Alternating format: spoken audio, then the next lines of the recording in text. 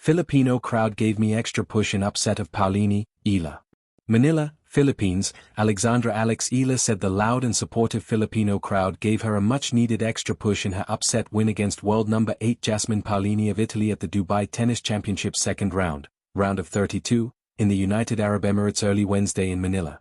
World number 47 Eala outdueled Paolini, the 2024 champ of the tournament, 6-1, 7-6, 5, in a 1 hour and 41-minute battle to enter the third round of 16, of the competition. This is Eala's third victory against a top 10 player after Madison Keys and Iga Swiatek at the Miami Open last year. In the tiebreak I was trying everything to keep myself in check, said Eala in the post-match court interview at the Dubai duty-free tennis stadium, which turned to another de facto home court for the Filipino netta. In the change of ends I was thinking this stadium is full of Filipinos. I thought about how many of them are probably praying for me to win. I really have to give everything I got. Those prayers were certainly answered as Eala denied Paolini's third set bid despite being unable to convert 3 match points in the 9th game of the second frame. Eala even trailed at 5-6 but saved 2 set points to push the second frame into a tiebreaker, where she proved steadier as she ended the match with a 3-1 run capped by a forehand winner. All the emotions are coming. The tension was so high, especially during the second set. I'm really happy to have gotten through, said Eala. She's a great opponent, obviously being top 10 and a former champion here, so to be able to compete with her at this level is a great achievement for me. Eala was set to face Romanian Sorana Cestia in a rematch in the round of 16. Eala fell to world number 32 Cestia in their first encounter at the 2024 Madrid Open round of 64, 3-6, 7-6, 6, 4-6. On a humid evening charged with anticipation and national pride, Eala stood at the baseline knowing she was facing one of the toughest challenges of her young career. Across the net was Jasmine Paolini, a seasoned competitor known for her speed, grit, and relentless consistency. On paper, it was a mismatch. In spirit, it became a revelation. What unfolded was more than an upset. It was a story of belief amplified by the roar of a nation. The underdog with a nation behind her. Tennis can be a lonely sport. Unlike team games where huddles and halftime speeches recharge morale, tennis players stand alone between points, battling not only their opponent but also their own doubts. Yet on this night, Eala was not alone. The stands shimmered with Philippine flags. Every point she won sent waves of cheers cascading through the arena. The crowd did not merely watch, they willed. They believed. They lifted. Paolini entered the match as the favorite, armed with experience and ranking advantage. She had navigated the grueling battles of the French Open and tested herself against the sport's elite on the WTA Tour. Her game was built on speed and tactical precision, qualities that often overwhelm younger opponents. But Eala carried something intangible, an emotional reservoir filled by the voices chanting her name. The sound of belief. From the first serve, the Filipino crowd made their presence known. It wasn't just noise, it was rhythm. It was heartbeat. It was collective breath held on break points and explosive release after winners down the line. When Paolini took an early lead, the tension could have tightened around Eala's shoulders.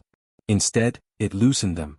Every time she walked back to the baseline, she heard encouragement, Tagalog phrases of support, cheers of Laban and Kaya mo yang, echoing through the stadium.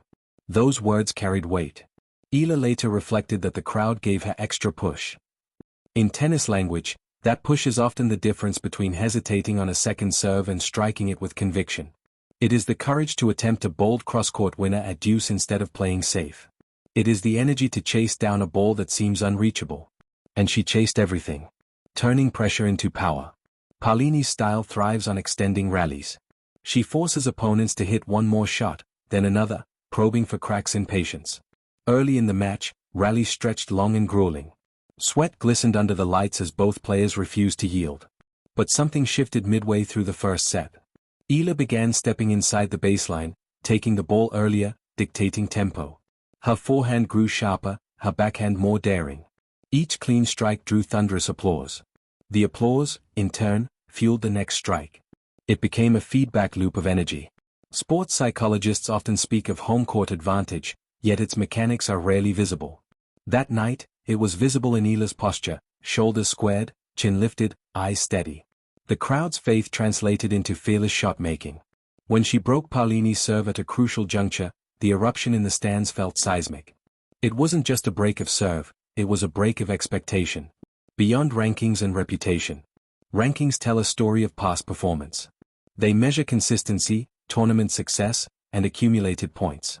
But they cannot quantify heart on a particular night. Paolini's resume included battles on the biggest stages, including the iconic red clay of Roland Garros. She had faced roaring European crowds and high-stakes matches. Experience was her ally. Yet Eala had something equally powerful: youthful hunger and national hope. For Filipino fans, seeing one of their own compete at the highest level of tennis carries deep significance. The Philippines has long celebrated heroes in boxing and basketball, but tennis has often remained on the margins of mainstream sporting glory. Eala's rise represents possibility, a widening of the nation's athletic horizon. That possibility filled every seat. The moment of belief. There is always a moment in an upset when belief crystallizes, when the underdog realizes victory is not a dream but a tangible outcome. For Eala, it came late in the second set. Facing breakpoint, she delivered a fearless second serve down the tee. The return floated long. The stadium exploded.